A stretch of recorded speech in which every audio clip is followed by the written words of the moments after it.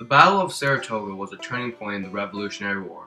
General John Burgoyne lost 86% of his army that had triumphantly marched into New York from Canada in the early summer of 1777. Burgoyne's plan was to invade America from Canada by advancing down the Hudson Valley to Albany.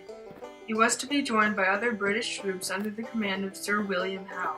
Howe was supposed to bring his troops north from New Jersey and New York City.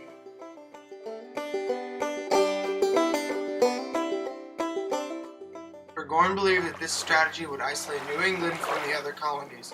The British would gain control of the Hudson River, and this would demoralize Americans and their allies. Ultimately, Burgoyne's strategy failed. Although he did not win the initial battle earlier in the summer of 1777, by late September and early October, General Gates' American army positioned itself between Burgoyne's army and the town of Albany.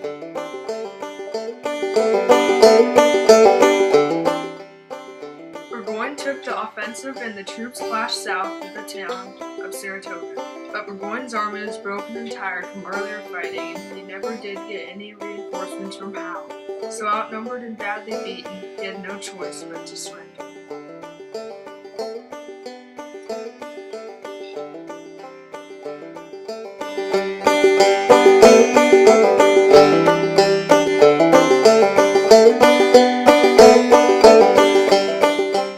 This was one of the biggest American victories and a turning point for the colonies in the Revolutionary War. The success of the Patriots at Saratoga gave France the confidence to enter the war as an American ally. America owed France a great deal because much of its future success came as a result of financial and military assistance from its new ally.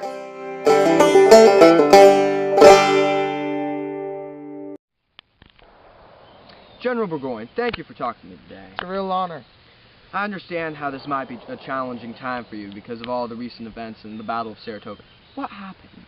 Well, unfortunately, my troops lost the Battle of Saratoga, and I was forced to surrender. I had an early victory and felt confident that we would prevail, but clearly we did not. It was a great defeat and personal humiliation. What was your battle strategy?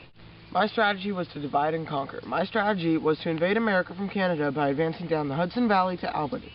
General Howe was going to bring up his troops from New Jersey and New York, where we would have then been able to isolate New England from the other colonies and enjoy a huge victory for the British.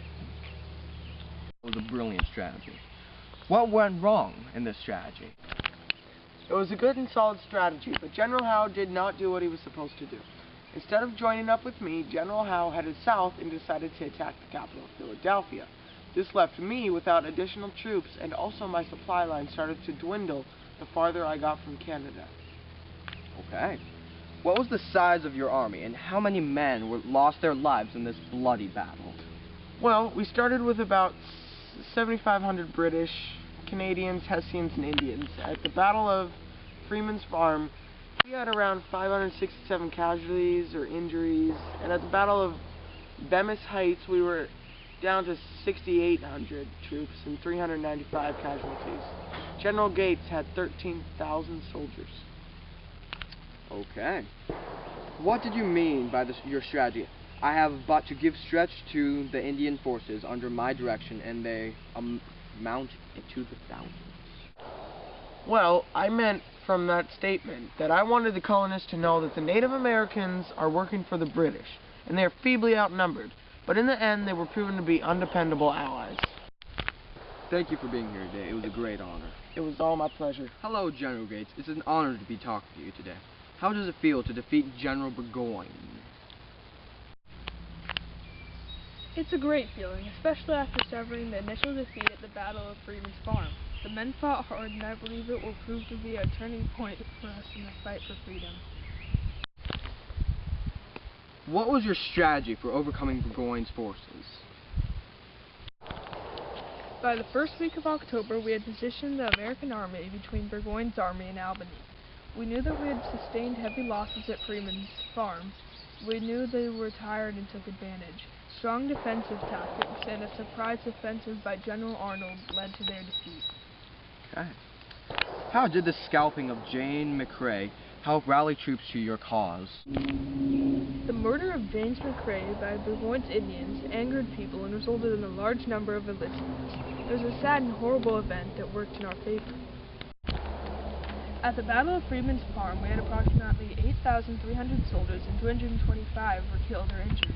At the First Battle of Saratoga, Demis Heights, we had 13,000 soldiers and experienced 175 casualties and injuries. Would you describe the surrender of General Burgoyne? I must say that General John Burgoyne lived up to his nickname of Gentleman Johnny. He was a gentleman, handed over a sword to me and said, "The fortunes of war we have made me your prisoner." I replied to him, "I shall always be ready to testify that it was through no fault of your excellency." General Burgoyne surrendered with dignity, and it was with an honor to accept his sword. Thank you. And thank you for sharing your story with me today. Pleasure is all mine.